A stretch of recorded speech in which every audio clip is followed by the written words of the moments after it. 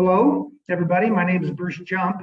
I am the Turf Seed Product Manager for Winfield Professional Products. First time I sold grass seed professionally was a while ago. It was 1987, actually the summer of 1987.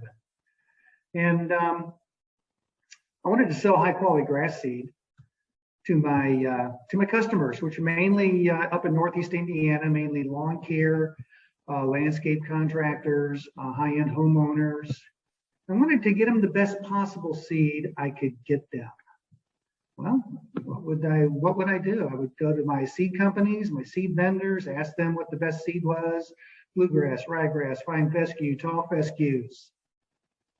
And I'd listen to the recommendations, get the seed, sell it to my customers to get it planted. Then we go out and do some evaluation. That's what good salespeople do. They evaluate how the products are working for their customers. I would do that, and sometimes it worked out just fine. Other times there were issues. I'd be walking across a football field, soccer field, somebody's home lawn in August in Northeast Indiana, and my shoes were turning orange from orange rust, fungus, pustules.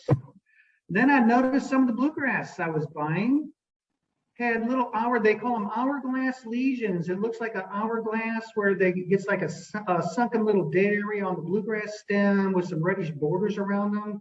That's called dollar spot disease. And I kept seeing some of these things happening. I went back to my seed vendors way back in 1987 and ask them what's going on. Well, the usual answer is, well, they must not be fertilizing right, must not be watering enough, maybe they're watering too much, all of these issues.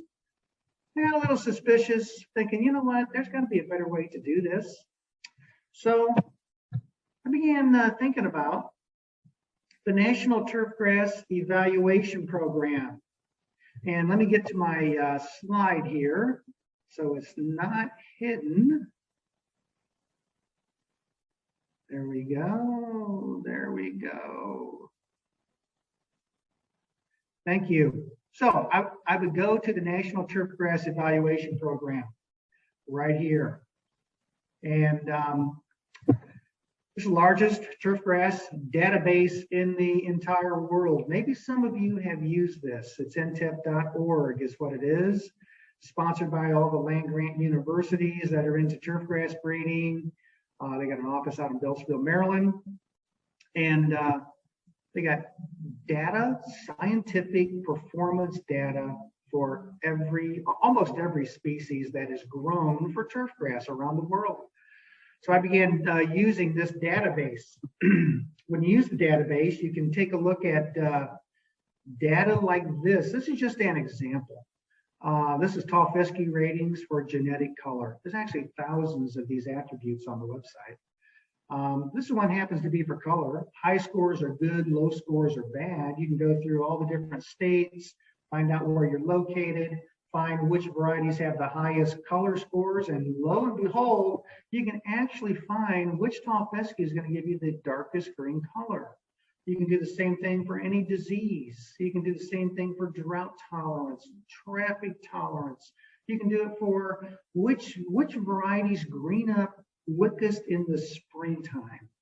There's just so many of them, and you can really find out which varieties are the best for your particular location. As you can tell, the problem with this data is it's not easy to use. I would be sitting in my favorite coffee shop, going through these charts, putting them into an Excel spreadsheet, doing calculations for my customers. Yes, I really did do that. And it just took time, more time. While I was doing all this, I got kind of good at doing Excel and doing this extracting of data and so forth. And I had this thought, I wonder how long it would take to extract the entire database from the NTEP organization. What would my wife and family think about if I did that? And just had these thought, experiments going on and just thinking about what would happen if I did that. I thought, I could probably do it. It took me several years. And I got all those extracted, wrote some algorithms to make it easy for all of us to use. And in 2015, the U.S. Patent Office issued a patent for what is now called the TurfTechTool. It's a way to make finding high-performing turf seed simple.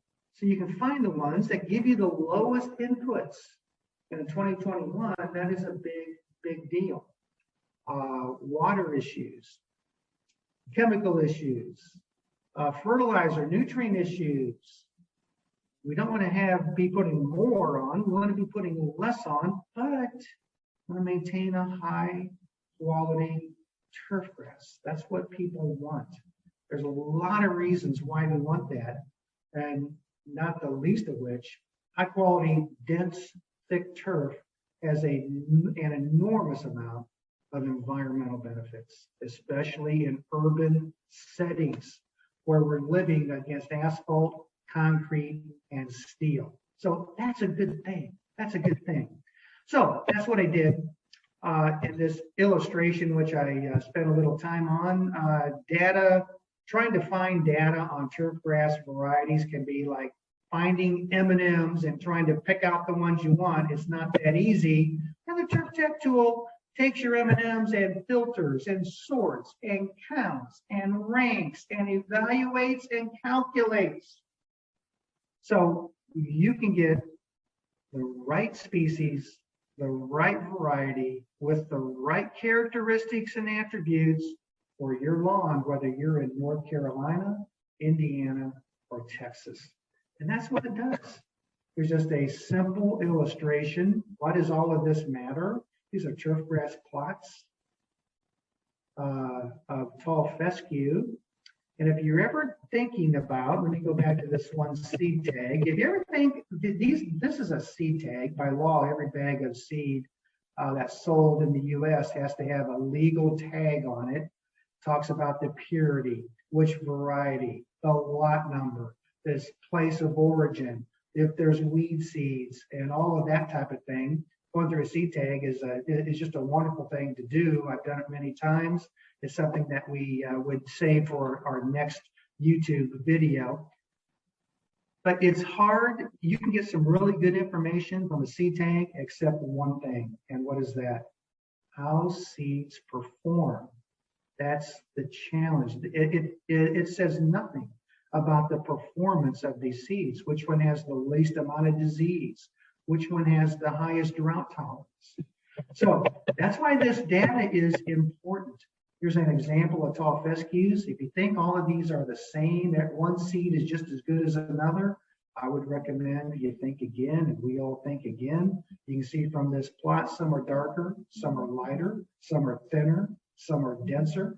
And here's a little snip from the TurfTechTool talking about these grasses and why they matter, why we can tell which varieties are having higher performance, lower performance, darker color, lighter color.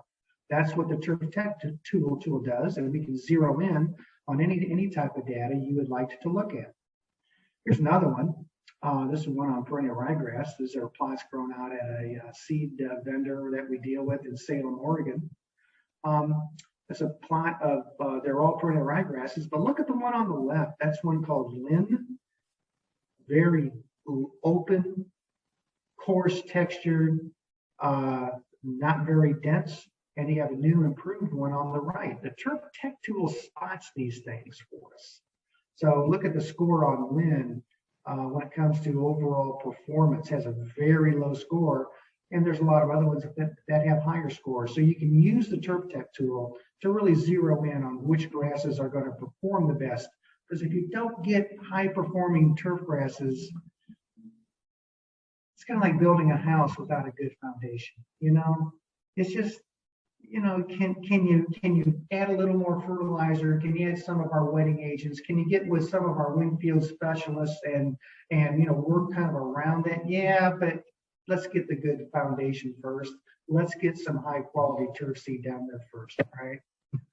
So this is me. I'm on Twitter at Bruce Jump. You can see I would be glad to answer any of your questions on turf seed. We've got the TurfTechTool for all different types of species, tall fescue, fine fescue, bluegrass, perennial ryegrass, the bent grasses for golf courses, list goes on and on. And I really appreciate sharing with you today, having a little chat about the TurfTech tool. And if you want to go to our website, winfieldpro.com, that would be a great place to start.